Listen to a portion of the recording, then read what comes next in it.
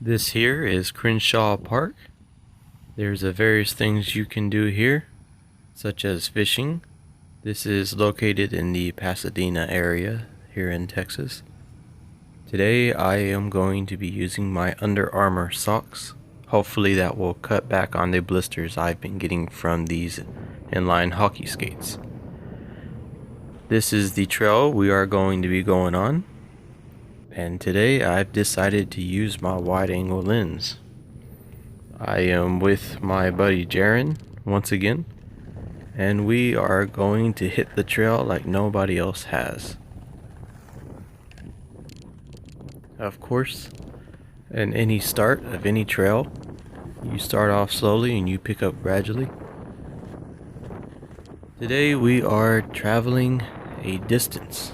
We are not necessarily taking all the turns and curves that we normally do. We are going straight. This trail would be very good for some speed skates, some bigger wheels. But these are my Bauer inline hockey skates, and this is what I'm going to use. I am trying to get my feet accustomed to these skates. My foot has some soft spots where it should not, and these skates would help me harden those spots. With each new skate that I try on, there are new blisters formed and new calluses to take the spots of those blisters that were previously there. We are heading back behind the subdivision where this trail leads. Even though bicycle trails often offer a smooth, comfortable ride, there are still twigs and other obstacles on the pathway at times. And sometimes you can come across some dogs. Today I am wearing my elbow pads. I am not wearing anything else. My main focus today is keeping a pace and picking up the speed. Today's bicycle trail offers us a beautiful view. There's not going to be a whole lot of starting and stopping, so there's not much rest in between. Depending on how tired we get and how fatigued we get on the trail is whether or not we are going to take breaks and drink water.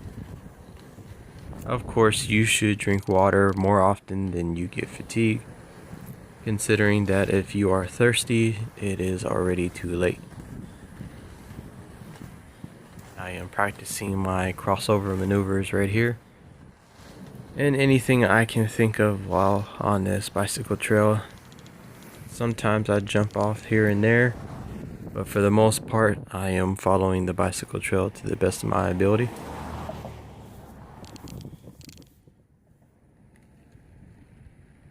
This is one of these stops before we cross the road so that we can continue the bicycle trail. The bicycle trail continues on to the right. And right here is the longest stretch without too many stops. So now that I am all warmed up, I pick up speed and I enjoy the breeze. Waving to incoming pedestrians on bicycles. I have been on this trail many times before, so I am very familiar with the area. I do enjoy seeing people out on the trail to see that they are outside exercising just like I am.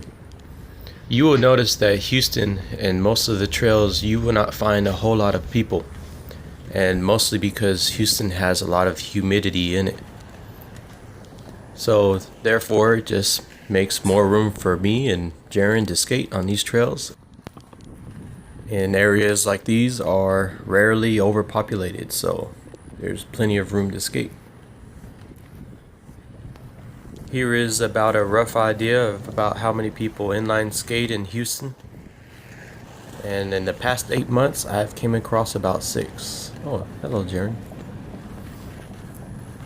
But yeah, there's not too many inline skaters in Houston, but I do come across them every blue moon. So what are the advantages to a long stretch on a pavement like this? Well, not only practicing your stride, but you can practice how to stop. That would be one of my power slides that I have recently learned. I have not been doing them very long, so I am still a little rusty at them. I don't perform a lot of stops on this trail, but it would be a good place to practice some stops, considering there are not too many pedestrians or anybody in the way. Considering that gravel covers the roads and sidewalks can be uneven, but pretty much bicycle trails are well maintained. The grass is cut and not grown over, so it would make it an ideal place to practice. Nothing but smooth pavement.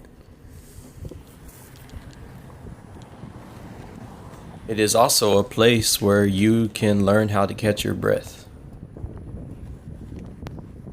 This bicycle trail that we are currently on goes from the park all the way around through the subdivision. It crosses across Fairmont Street and also across Spencer Street.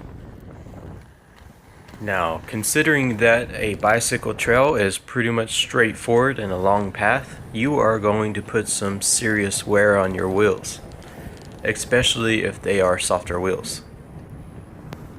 These wheels on these Bauer Vapor inline hockey skates, they came with them, and they are 82A hardness. They are softer wheels than what I am used to. If I skate on these wheels on a long stretch like this for about 2 hours, then as soon as I get home, I'm going to have to rotate them. It is always important to watch the right rear wheel on my skate, because that is my takeoff foot. Depending on which foot you use more is which wheel will wear down quicker. So far I have noticed that on both skates, the last 3 wheels is what helps me to keep my grip. And the front 2 wheels are my smaller wheels, and that is what keeps me from falling forward. I prefer wheels that are 86A hardness. 84A hardness is fine too, but if I have 82A hardness or 80A hardness, I do not mind either. It just depends on what I have. I am going to use what I have, whether it is good or not, and I'm going to wear them down. I wonder where Jaron went. Seems that I left him far behind. I will get off the trail right here, and I will give him a fighting chance to catch up.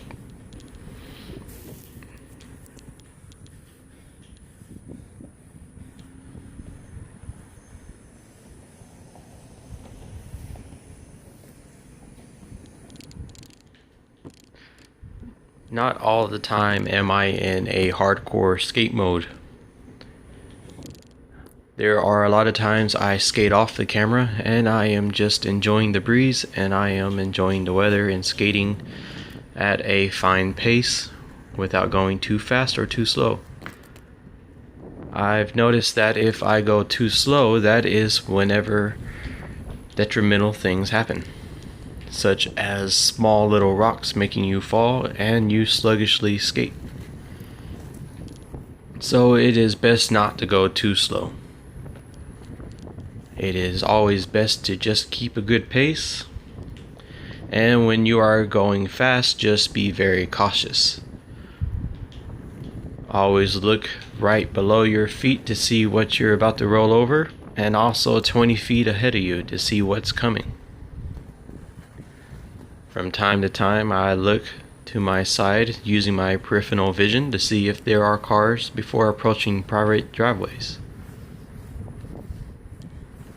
But not everything is certain, so Whenever you are crossing pedestrians or little kids, it is best to keep your distance more than an arm length and to slow down and creep around them. Or you can just let them know that you are heading that way. There are some skaters that carry a whistle. I am not one of those skaters. Nor am I going to carry a bell like you do on a bike. I am just going to look for the easy way to get around you and slowly skate around you.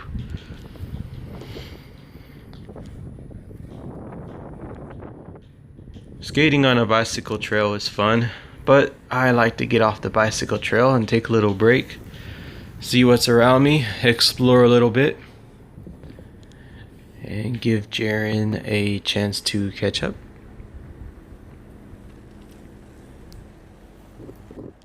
Now that Jaron has caught up, we can take off. I was also waiting on a vehicle to pass. When you are on a sidewalk and there is a vehicle approaching the private driveway or leaving the private driveway, it is always best to skate behind them instead of in front of them, because a lot of times they won't even be paying attention to you. They might be on their cell phone. Right here we are getting off the track, and what I have noticed is if you are on a street where the gravel is loose, I've noticed that pinging trucks and vehicles is easy to do. So that is always something that you should keep in mind, not to get too close to vehicles, because whether you mean to or not, it will happen. And as we approach this first stoplight, this street is Fairmount Street, and we are going to pass.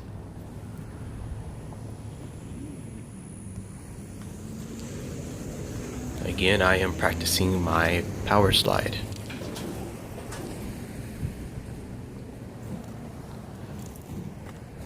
Most of the time I will press the button on the light and wait until it tells us to go, but if I see there is no traffic, I will go ahead and go anyway. Any given opportunity.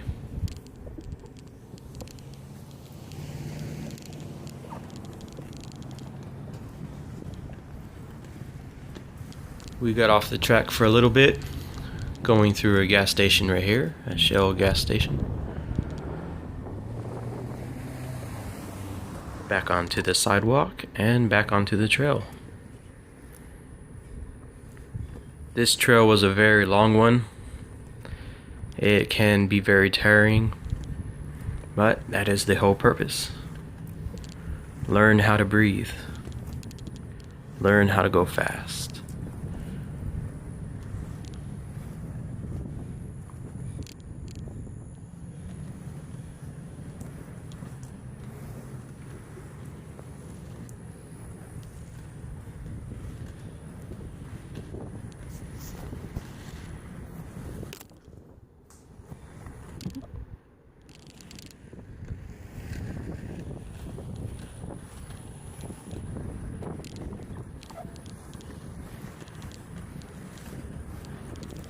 Skating is funner whenever it is not as hot, but at the same time, whenever it is hot, I tend to work harder.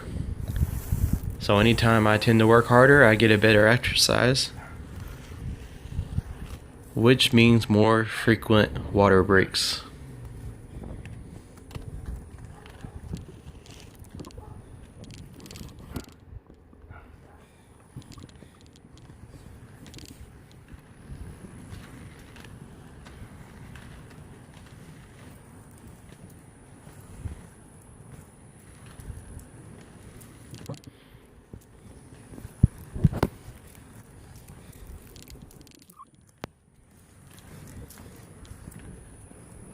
On this half of the track, there are more areas to start and stop, which allows me to practice a little more with my power slide.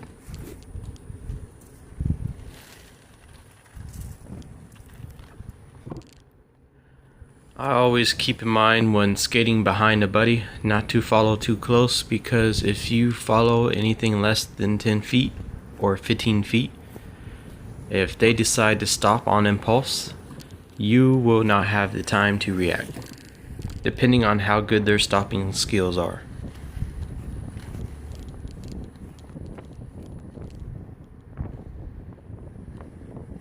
Your only choice would probably be run through the grass, if there is any.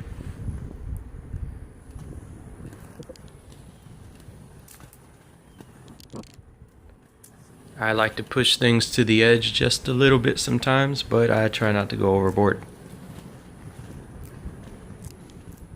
I mean, after all, that is why I'm inline skating. Because I want a cardio that excites me. Something I can improve at. Get better. Do more, go faster.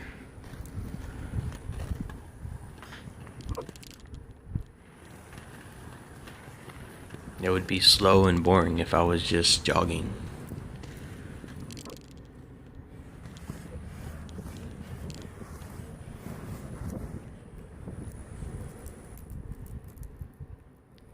That patch just reminded me of a time where I was skating and I slipped on some berries.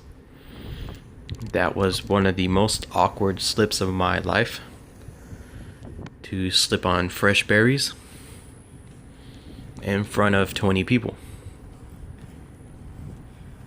I got up and walked away like there was no pain, when there obviously was. So this comes to the end of this segment of the skate, and this will be continued in a later skating video.